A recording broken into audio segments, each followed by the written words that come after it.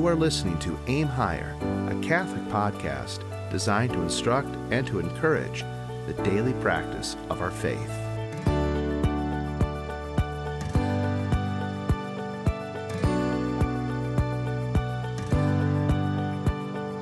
the name of the Father, the Son, and the Holy Ghost, amen. During these few days, I would like to draw your attention to how we change things, how we modify our actions, our thoughts, our character. And truly that's what I want to focus on, is our character. And I mentioned yesterday briefly that I may be getting into some philosophy that are words that I might use. I'm going to try not to, but if I do, just let me know. And I will be happy to try my best to help you understand and explain as best I can. In philosophy, we start out with ontology, we start out with logic, we look at all these different things, but I'm going to try to summarize and put them all together in one neat little package if I can. And hopefully with the grace of God, we can do this. We can start by considering when you were a child, how was your actions modified? How were you treated? How were you disciplined? I know we always go to discipline, but discipline isn't the only thing that modifies our actions. What made us act differently? Just this past Sunday, I don't want to mention any names, but I saw a little brother tap his sister and motion for her to come and follow him, and she ignored him. And my first response is, did that ever work? But I know it has worked in the past. Otherwise, he would not have done it. It may not work every single time, but it has worked in the past. And our problem is, why does it work sometimes and not other times? And that we get into our human psyche. And you'll forgive me if I use the term man as all-encompassing. I mean mankind, humankind, humanity. It includes every one of us. Man, woman, child, all of us. So don't take offense if I say mankind, but it includes all of us. We all come into this world made in the image and likeness of God. You've studied that in your catechism. You've memorized the answer, but what does that mean? In philosophy, we look at humanity and we say man, again, mankind, man is a rational animal. And we take a whole school curriculum, whole school course to come to that conclusion that man is a rational animal. And we go through lots of explanation, but basically it means we have a body like animals around us. But we also have rationality. We have a soul. We are able to think and to reason like the angels, like God. So we are this mixture of spirit and body. And as St. Paul says, the spirit is willing, but the flesh is weak. The body and the soul are constantly fighting one another. And the biggest problem any priest has, especially in the confessional, is trying to help people change. How can I make you change? In psychology, we train animals. I kind of object to the terminology of training children.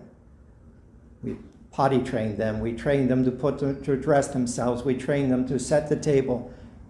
I don't like the term training because what we're doing is treating people, human beings, even no matter how small they are, we're treating them as animals. We train animals. Those chickens in the back there, I can train them to eat out of my hand. I can train them to follow me. I can train them to answer to a call, but they do not have a rational soul. And so training them becomes easy. And we've developed a whole philosophy course, animal psychology. It's not really psychology at all, it's Pavlovian training.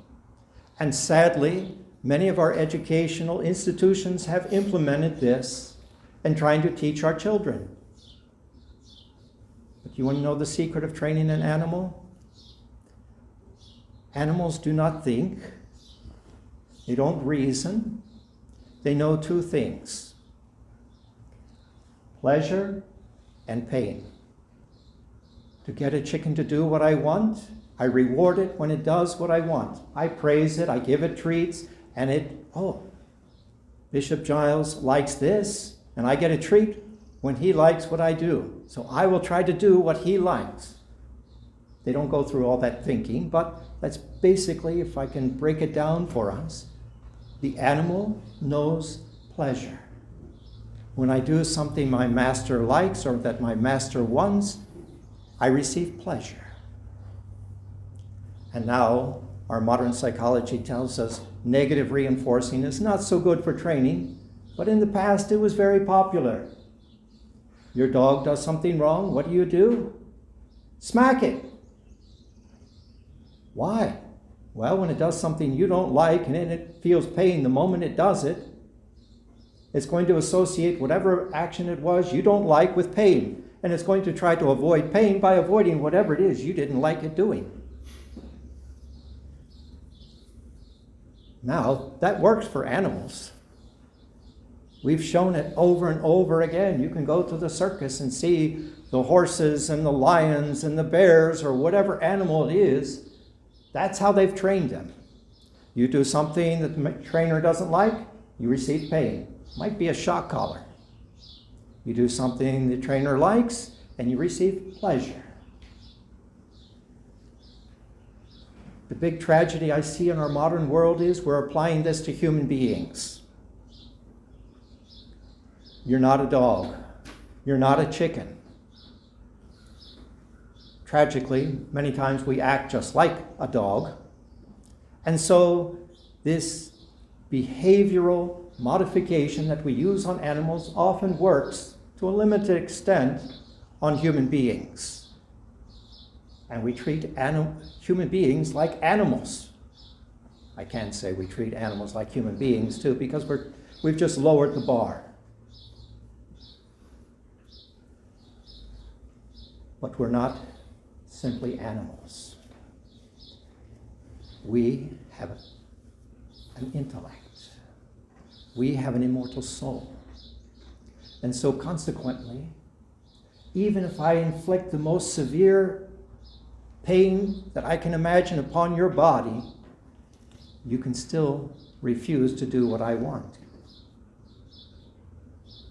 An animal really can't refuse. But you, because you have an immortal soul, you can refuse. And I can give you many examples throughout my life.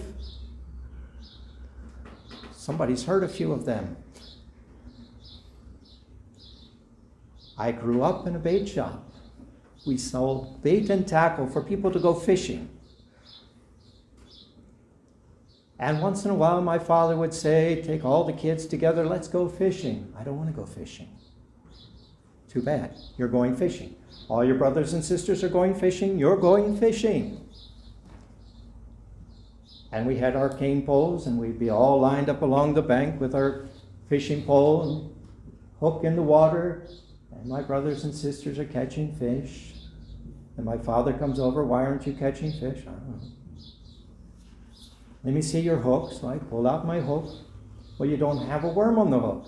Put a worm on the hook. Okay, so I put a worm on the hook, and I put my hook back in the water, and my dad is watching. He turns his back and starts walking away. I pull out the hook, take off the worm, and I throw it into the water, and I put my pole back in the water. And see, you can make me stand here because you're bigger than I am. You can make me hold this pole in the water because you have that power over me. You're stronger than I am. You can physically make me do whatever you want because I'm just a little kid. But you can't make me enjoy this. You can't make me have a good time. And if I've already determined I'm not going to enjoy this, I don't want to be here, I can stay as miserable as I like for as long as I like, and there's nothing anybody else can do about it. Because I have a free will. And St. Augustine says we can see this even in the tiniest infant. There's one passage that causes so much rife among those parents and adults. St. Augustine says, "A child so little, but a sinner so great." And everyone says, "Oh, that little child can't sin." But they've missed the entire point of what St. Augustine is trying to explain. You see, on that fishing trip, I, as a little child, have sinned. Not by physical means, not by verbal means, but intellectually, spiritually.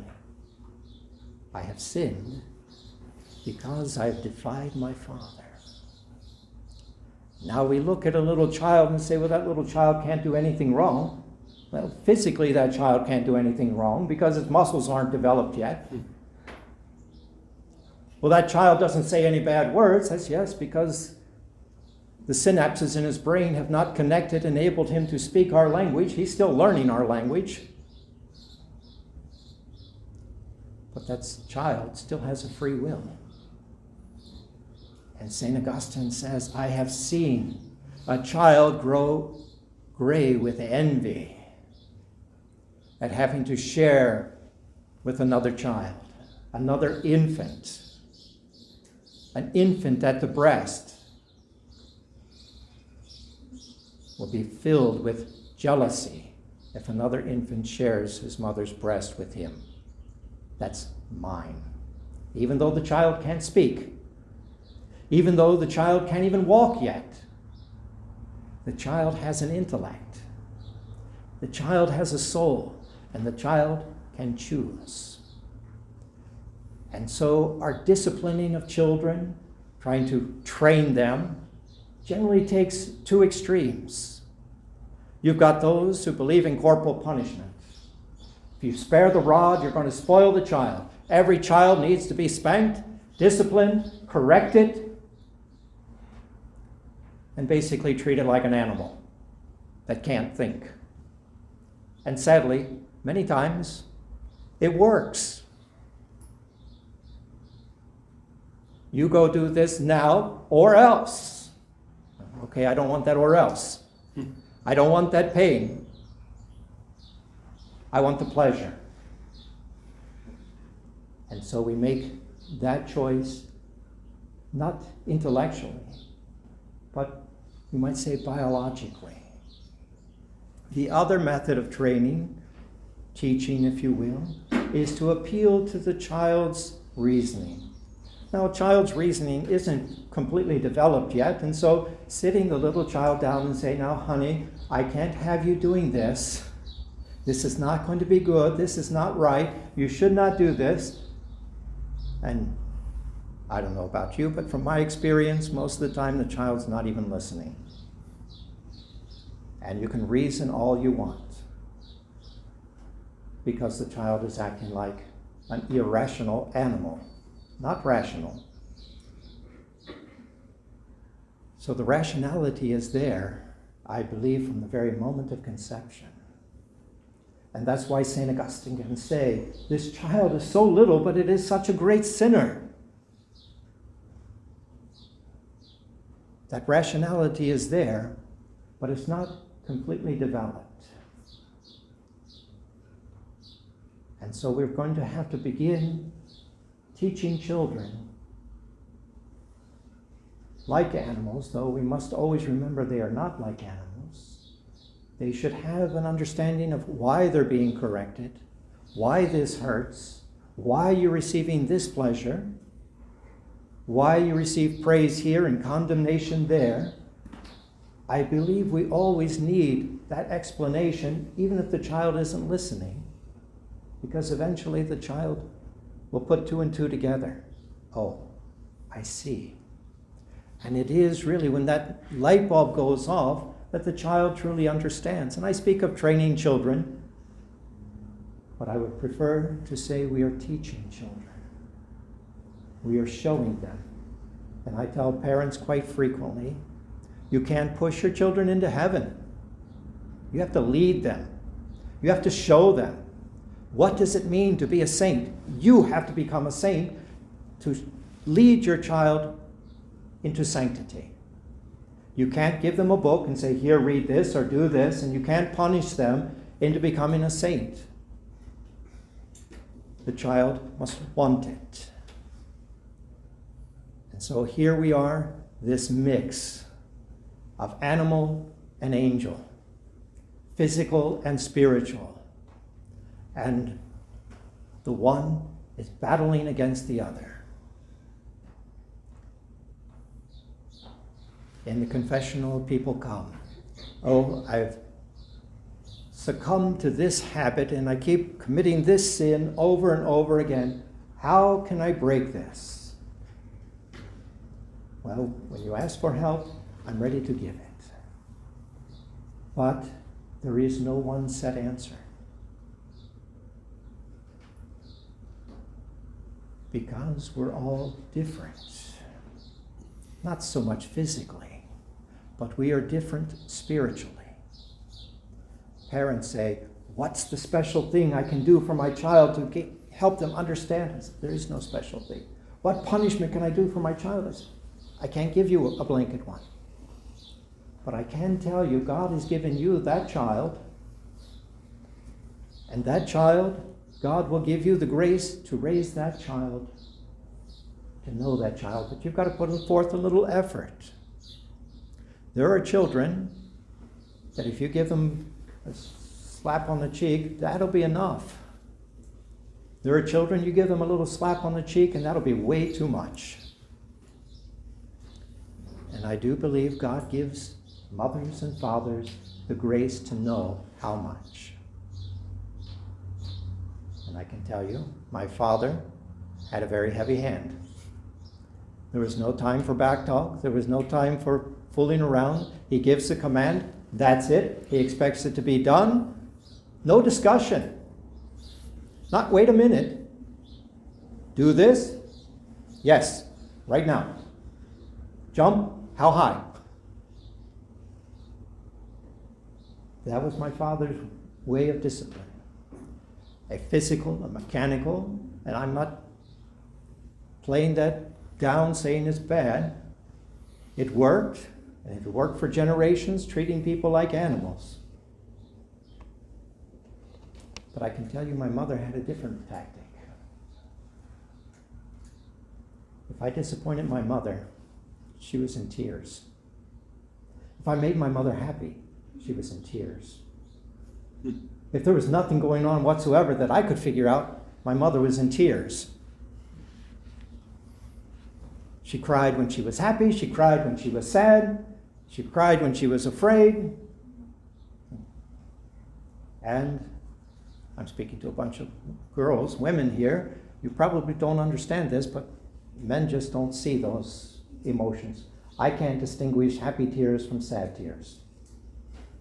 I can't determine happy tears from frightful tears.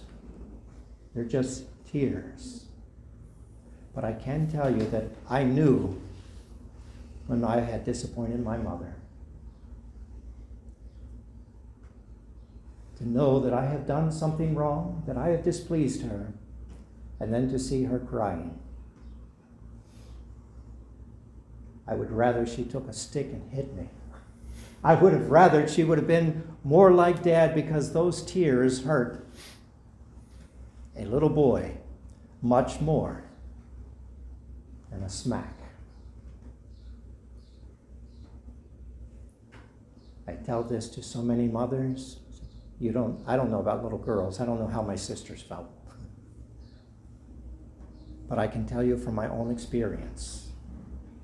Many times, I would rather have been hit by my mother than to see her cry. What causes that is love. There is something spiritual, a spiritual connection there. We call it in theology filial love, the love of a child to the parent. That's the love we're trying to cultivate between ourselves and God. Two different methods. They both worked. I would dare say my mother's method worked even more so than my father's, but they both worked. My father got the physical result that he wanted. He did not always get conformity of my will to his, even though he got the physical result. But my mother got both the physical result and the intellectual, the spiritual. I was truly repentant. I was truly resolved. I don't want to do this again. You say, well, okay, fine and good. Now here I am. I'm a young adult. I'm out facing the world. I've got people wanting things from me all the time. I've got the devil suggesting things to me. I've got my fallen nature suggesting things to me. What do I do? Who do I listen to?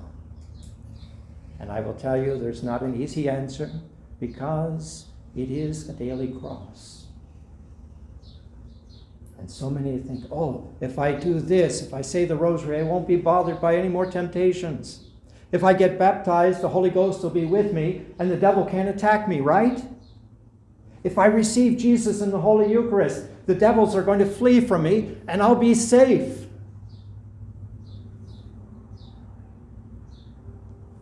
And then we find out, what happened? How did I fall into sin after I was baptized? I was tempted and I fell. Why did I fall? How can I stop this falling?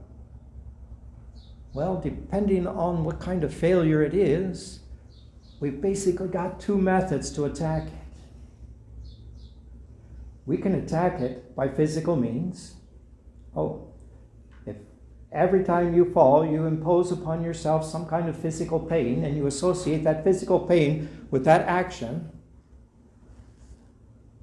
basically treating your body like an animal, you'll begin to avoid it. In the early days of the church, the monks disciplined themselves. You probably don't know what discipline is, but they took a whip, a cord, and they physically beat themselves on the back, often till they were bloody, like the scourging that Christ received. Say, why would they do this to themselves? They called it the discipline. They were training their body to obey. If their body did something that was bad, they wanted their body to associate pain with the bad thing so that I won't do that bad thing anymore. That's the purpose. And you probably heard about other things. They wore a hair shirt, they wore a girdle made out of chain or whatever, tied themselves up. They fasted, they punished their body. And I'm not saying that is wrong, but I think that's only half the picture, because we're not just animals. And because it sounds so strange to us, we emphasize that, but it's really not strange. They didn't just do that. But it works. If you can put in your mind that this causes pain, physically, I will begin to avoid it, because the animal nature in me says, I don't want to experience pain. Go back to a little child. Parents can tell the child, don't touch the stove, it's hot, it will burn you. You know invariably what the child is going to do. The child's going to touch the stove and learn for itself that it's hot. Okay, now I believe Mom. I believe my dad. That's hot. I shouldn't touch it because that really hurts.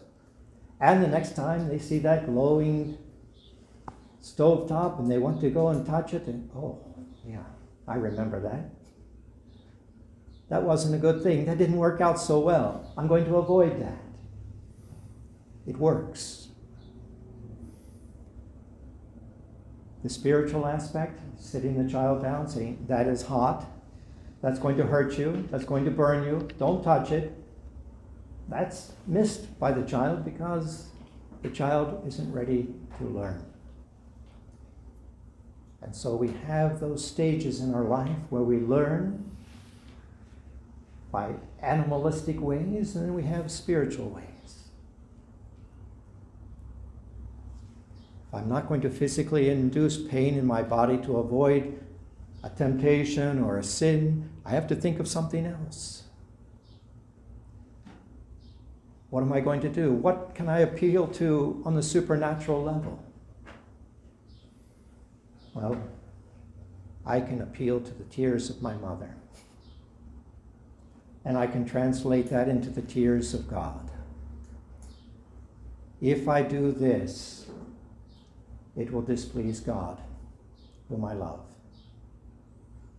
I do not want to displease God. And if that spiritual aspect isn't enough for me, then I can think of hell. If I do this, I'm going to suffer for all of eternity in hell. And it's kind of like the animal training, but we're doing it intellectually. And we can begin to recognize temptation and say, I don't want that. This is what brought the tears to the eyes of Mary. This is what brought tears to the eyes of Christ as he wept over Jerusalem. This is what caused Christ, who loves me so much, to hang on the cross and die and pray to his Father in heaven, Father, forgive them, for they know not what they're doing. If I can keep those thoughts in my mind, the temptation has no hold over me. The pleasure that it is enticing me with has no hold over me. Because I'm acting spiritually, like the angels. I can sin just as easily intellectually as I can physically. And I think that's our biggest problem, is we confuse the intellectual sin with the physical sin. In the Old Testament, I think we're all hopefully mature enough to deal with this, but in the Old Testament, they considered it an adultery when a man and a woman who were not married, or married to someone else actually, had relationships with each other. That was adultery. Christ has come and he says, no. He says the man who looks at the woman, lusting after her in his heart, is already guilty of adultery. And that really sunk home to me as a young man.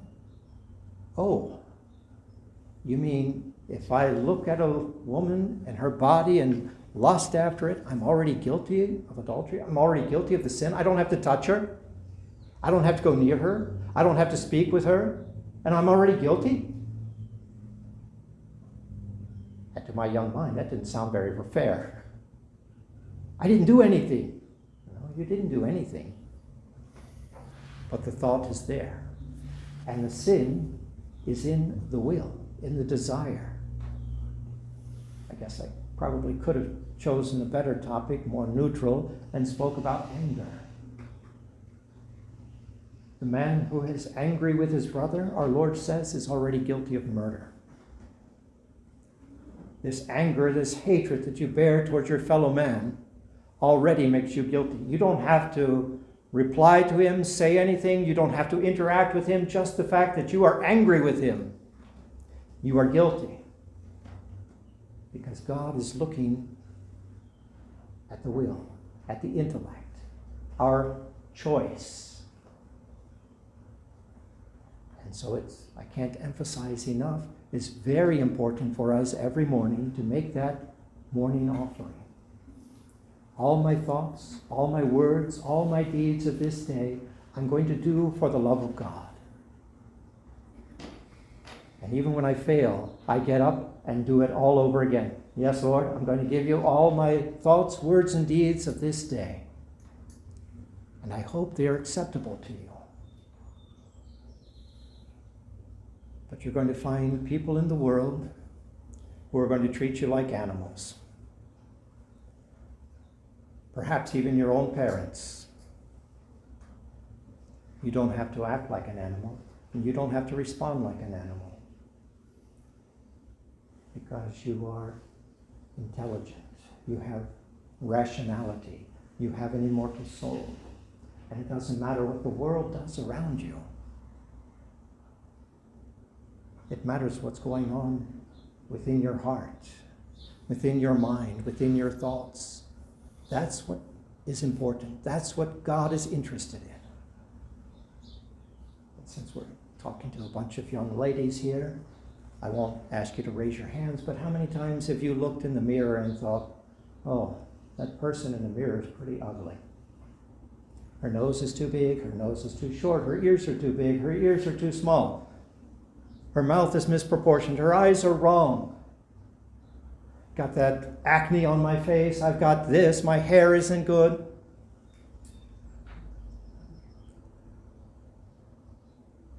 What is it? I don't like that person in the mirror, and I will suggest to you it has nothing to do with your physical appearance. The reason we don't like the person in the mirror is because when I'm looking in the mirror, I'm looking into my soul. And in my soul, I don't like what I see. And so we default to a materialistic and animalistic solution. I have to cover up this ugliness of sin, this disorder in me. How do I cover it up? Oh, a little bit of makeup. The advertisers love it. You buy this wonderful shampoo, you're going to have beautiful hair, and everybody will think you're beautiful. And you can still be ugly inside. Because we want you to stay ugly inside. We don't really want you to be beautiful inside. We just want to sell you more products. As long as you're ugly inside, you're going to buy all the cosmetics, all the glitter, all the shampoos, all the conditioners, all these things they want to sell you. Advertisers know human nature, and that's what they're appealing to. This new and improved is going to make it better for you. It's not going to make it better. It's the same thing. Nothing is better physically than just soap and water. If you're still dirty, it's not on the outside anymore. It's on the inside. That's what you're trying to cleanse. Have any of you read Shakespeare's, Macbeth? Not quite there in high school, college yet? There's a passage after Lady Macbeth is guilty, I think it was Lady Macbeth is guilty of murder. She goes basically insane, trying to wash the blood off of her hands. Now, with a little soap and water, the blood is gone. But every time she looks at her hands, she sees this blood. And she begins rubbing and washing, and she can't get this blood off. The blood's not physically there. It's only psychologically there because she is guilty. And all she can see is the stain of the blood, her guilt, and it drives her insane. And I believe that's what happens so often in our lives.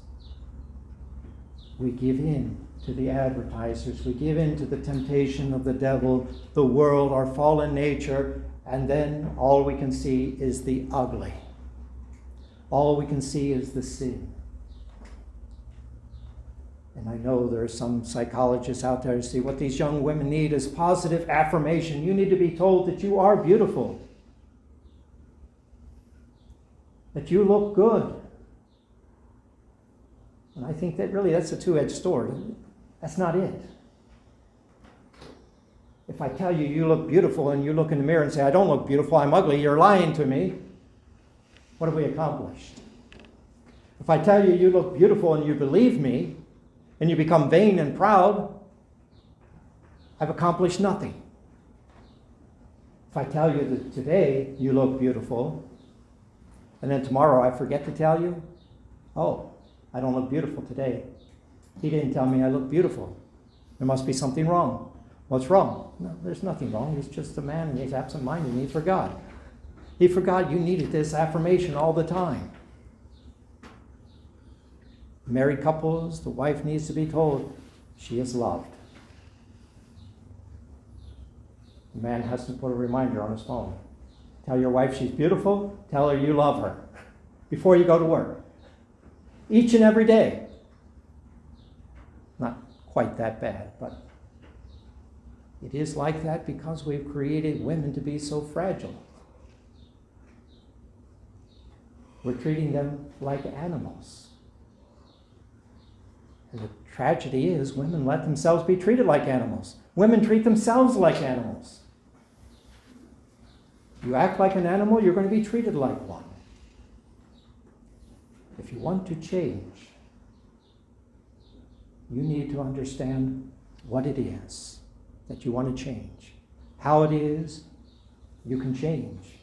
What works best for you. And you can't depend on anyone else outside of you, but it has to come from within. Or I should say, it comes from God, but it comes from God within us. Our transformation begins within. You want to break a habit? Stop doing it. Simple enough, right? Oh, not quite that simple, Your Excellency. We've tried that. It doesn't work. Then try substituting with something else. Instead of doing this, do that. Okay, I still have a problem. Okay, if you still have a problem, then you need to work on the spiritual side of things. On the spiritual side of things, what am I going to do? I'm going to pray. But if you've listened to any of my sermons, you know about the pink elephants. Any nods, heads nodding? Oh, we got this side over here, not this side over here. You haven't heard about the pink elephants. Well, there's a psychology little experiment. And I'm going to tell you what I don't want you to do. I don't want you to think of pink elephants. I don't want you to think of how big a pink elephant is. I don't want you to think of how small a pink elephant is. I don't want you to think about how much a pink elephant weighs. I don't want you to think about whether the pink elephant is real or a cartoon character. I don't want you to think or to imagine what a pink elephant looks like at all. Now I ask you, what are you imagining? What are you thinking about? A pink elephant.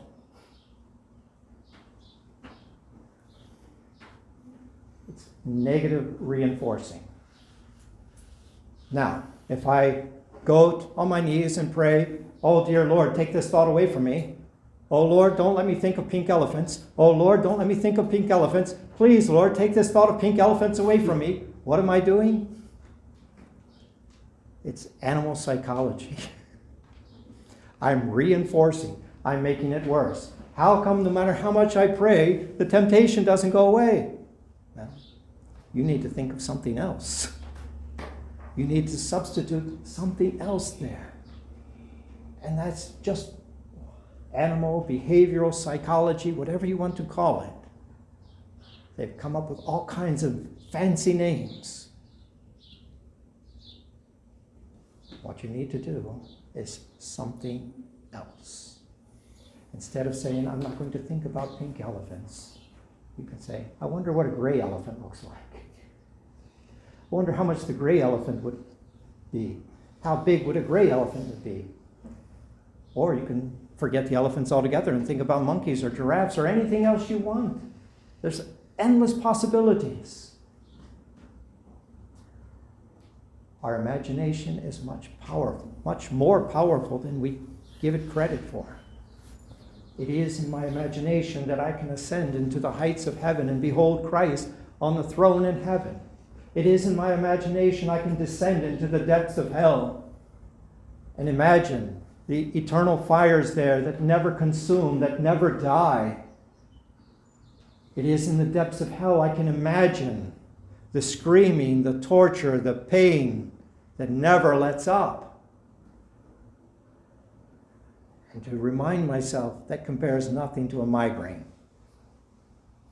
Or a migraine doesn't even compare to that, however you want to look at it. But our imagination can take us to either extreme, to any place in between. And that's what the devil uses against us. We just need to be able to use it in our favor. The devil, the world, your neighbor, your fallen nature tempts you to anger. I hate my sister. She's so evil, so thoughtless, so careless. She's using my hairbrush. She's taken my clothes, whatever it is. She stole my shoes. And now what am I going to wear? And I hate her. You have never experienced that, right? Some of you don't have sisters, so. Never happens, right? I grew up with 6 sisters, so don't lie to me. How easily the word hate comes off our tongue. How easily that anger rises up within us. But how easy it would be to think of something else. To be truly happy. Oh, I'm glad my sister or my neighbor or whatever is using this, and I hope they enjoy it. What else do we have available here? Impossible? I say no. As a young man, I liked to raise animals. I was very interested in birds, homing pigeons especially. But there was this older man who was helping me and training my birds and dealing with it, racing. And I was visiting him. He had these quality show pigeons, which you probably can't appreciate, but they're very fancy pigeons, worth a lot of money. Someone had come and stolen all his show birds. They left the plain-looking homing pigeons, which were probably worth more, but they took his show birds. And I went there and I was pretty angry for this man. And he was an older man. He says, calm down. He says, I only hope whoever took these enjoys them more than I did. Perhaps they needed them more than I needed them. Huh, that's peculiar. I don't quite understand this man. But now I do. And we too can develop that same attitude. Someone takes something from us, we can pray for them. Father, forgive them. They know not what they're doing.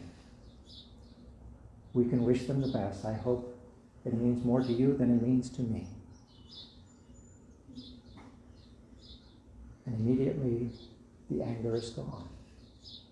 Immediately the sin runs away. Immediately the devils flee. I shouldn't say they flee forever because they're coming back with something even stronger. And I'll leave you with one simple thought. Those who've listened to my sermons have heard it many times. We are to be Christ's disciples. He says we must deny ourselves, take up our cross daily, and follow him. Over and over again, I repeat this because it seems to me that's what the gospel message is all about. Deny yourself, take up your cross, and follow me. Every time you are injured, every time it's physical, intellectual, spiritual, every time you are injured, you can make an offering of this to Christ. This is my cross. I accept it for the love of you as you embraced your cross for the love of me. And we can turn that pain into joy. Christ has said, if you will embrace this cross for the love of me, I will make that burden light. I will make it sweet. I will make it a joy. There's no sense brooding over this injury. You can rise above it. But with that success, if you can do that just a little bit, God's going to allow the devil to tempt you just a little bit more. And if you overcome that greater temptation, God's going to allow the devil to tempt you just a little bit more. God's grace is sufficient for the temptation. If you're experiencing great temptations, know that there is great graces associated with them. Not everything is stacked against you. But each and every day, that cross gets a little bit heavier, a little bit higher, but that's okay. You've grown stronger. You carried that cross yesterday? Guess what? You can carry that cross and a little bit more today, can't you? I'm looking at Rory, just asking. He's never lifted weights, he's too skinny, but I shouldn't say never, I don't know. But I would imagine it's not going to be long. The muscles are going to be filling out. And each day he's going to be getting stronger and stronger. But he's stronger because he's exercised those muscles. If you lift weights, you tear down the muscles, but then they're built back up stronger. It's the same in our spiritual life. God allows us to fall, allows the devil to tempt us, but he will not allow the devil to tempt us beyond our ability to resist. With every temptation the devil brings at us, the world brings at us, our fallen nature brings at us, God has given us sufficient grace. I can rise above it. And if I rise above it, I will get stronger. Maybe not physically stronger, but spiritually, intellectually, I become stronger. And now it's going to take something more difficult. The devil doesn't give up just because I beat him once. If I beat him with this temptation, he's going to come with a different one. If he doesn't get me with gluttony, it's going to be avarice, greed, whatever it will be. The devils are not going to give up. They keep attacking, and our entire life is this way. My advice is, don't become discouraged. Don't become disheartened. You fall, get back up. Try again. You have intelligence. Okay, I tried this and I still felt that didn't work. Let's try something else. I can discipline my body, this animal that I am, and that works, great. If I must go to the rational part and discipline my reason, discipline my imagination, take custody of my eyes and my senses, that's what I must do. But realize, you're not going to be free of temptation. Not until you're in heaven. Every day you're going to be tempted. Every day you're going to have a cross. And rather than be discouraged, I suggest to you, realize, this cross means God loves you. He's told you to carry your cross every day, and because you have a cross today, that's a sign that God loves you. Don't become disheartened. You fall, it's okay. I shouldn't say it's okay. You have fallen, but now get up. Fix it. Don't do that again. And you know what they say about a fool? The fool keeps doing the same thing over and over again, expecting something different to happen. How many times do you have to touch the hot stove before you realize it's hot?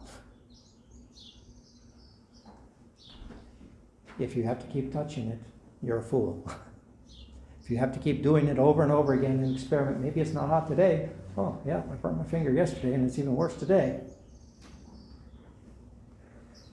If you are using the intellect God has given you, you learn.